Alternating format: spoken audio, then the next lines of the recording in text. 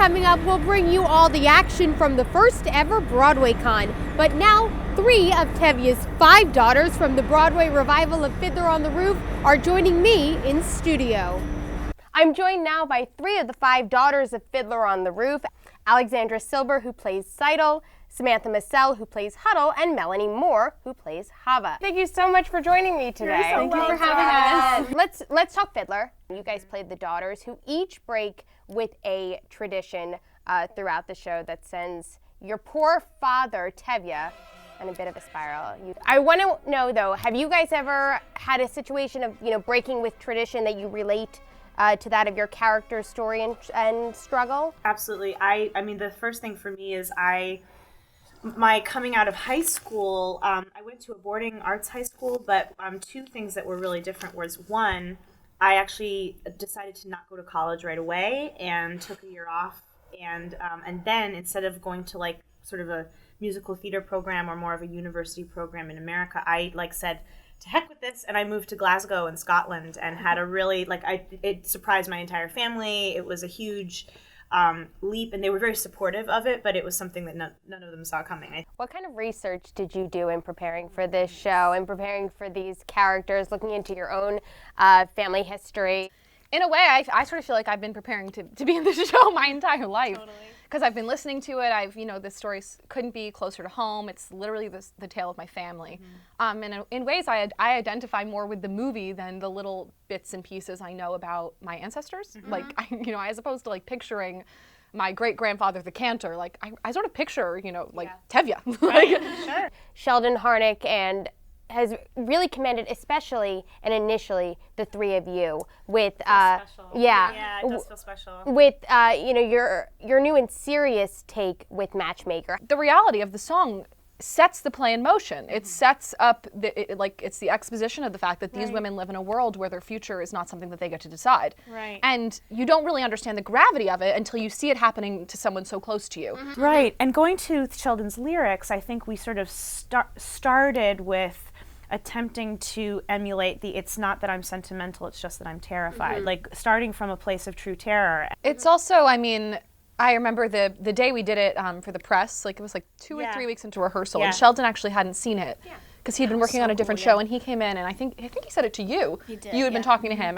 He's very sweet, and he told Mel, he was like, that's the first time I've actually heard the word terrified. Mm-hmm. And understood why I wrote it. Right. Yeah. He said that was the first time in all of the incarnations of Fiddler, that was the first time that he had really understood what we were getting into and why he wrote the word terrified. Sure, and we see that even more, that truth, with the framing device at the beginning and the end of the show. And that's a device we've never seen with this, and something that Bart Scher, the director, really innovated with this now 5th revival, 6th production of Fiddler on the Roof. And nobody was prepared to see Danny enter as Tevye, or a descendant of Tevye, in this red coat, and then at the beginning, and then leave at the end in the same way. What did you guys think of this device and putting it in? I had all the feelings. I think I felt every single thing, thought and felt every single thing under the sun, from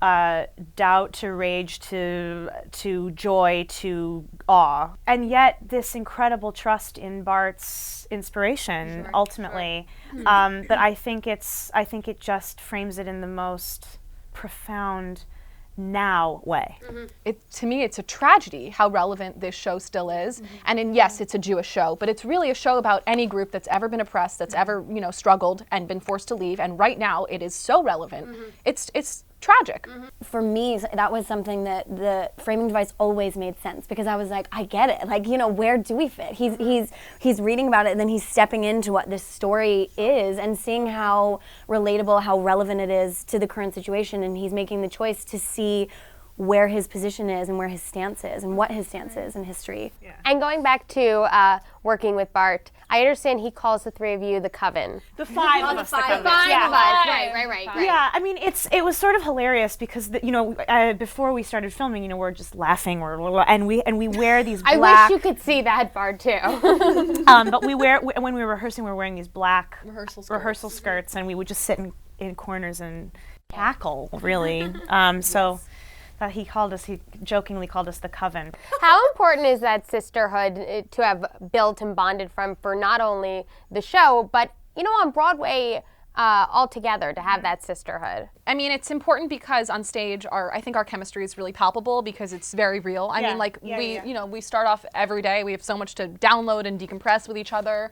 And it's so fun coming off stage every night and saying, oh, this was great and this was that. And we really do connect. But it's also great, I think, in this business to find two women who, above all, are incredibly supportive. Genuinely. And we really care about each other. And that's not always the case in such a competitive industry. Right. There are days when I'm feeling really vulnerable, and I can feel you holding my hand harder in Matchmaker and really, really touching my back. We went out to lunch the other day, and I really felt it in the last scene. And those things matter. They enrich and create a sense of truth and reality to the work that people can't help but pick up, I think. Absolutely. So now I want to put your sisterhood knowledge to the test. I hear there's some competitiveness among the three of you. Not between the three of us. If we were on a charades team, you'd go down. Ew. Yeah. Oh, you're dead. Pictionary? Or Pictionary, or celebrity. Ooh. Catchphrase. Don't. Yeah. What are we playing? So I'm going to ask you guys a question, and let's see. Who is the most X? Okay. You guys write, and we'll see who. Write? What. Yes. Each of you has one. Yours is. This is yours. Yes. I took it. Okay. Yes. I'm super excited. Okay. Okay. Yeah. Yeah, of course. Even down to the. Of course, I got the black one, the big matches, sister. It Of course, matches. yeah. Of course. So let's see. Who had the most spilkis before opening night? What? Spilkis, like nerves. I'm gonna have some Yiddish in here. This is hard. Let's see. Flip. Let's see. I think we know. Next question. Next question. Okay. Who takes the longest to get ready before showtime?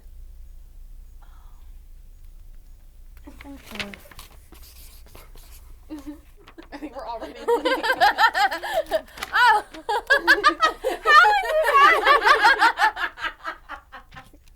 How is that? I love it. Similar question. Who's the last to arrive to the theater? I know that.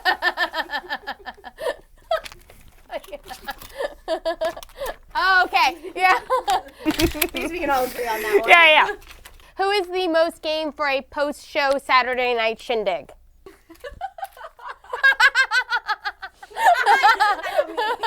But then I wrote all of them. Who's had the biggest onstage mishap so far?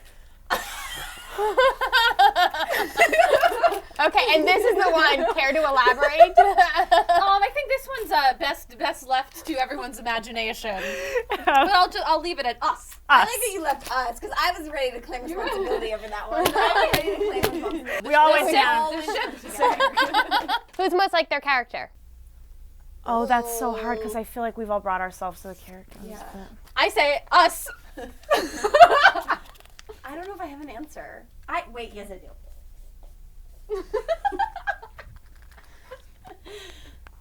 I think so. I think me. Yeah, I think me. Especially at this time in my life, I think. Yeah? Yeah. You gotta write it down. Oh, I do? Okay, hold on. Count. We can't. Ow. Who's the biggest backstage nosher? We know what nosher means. All right, and finally, who's the biggest Broadway nerd? Easy. Very good. All right, so you definitely. I love this game. No, I wish. So, what do you name this game? It's not the Newlywed Game. I thought it was kind of like the Newlywed Game. The Julywed game. It's the Julywed Game. Nice. Oh Thank God, you. perfect. Al, Sam, Melanie, thank you so much for joining and noshing and playing. This was so much Oh my fun. goodness, I'm gonna write it down. Hold Yay. on. Thank you. Yay! Aww. I'm just gonna hold up Al's name. And I'm going to hold up Sam.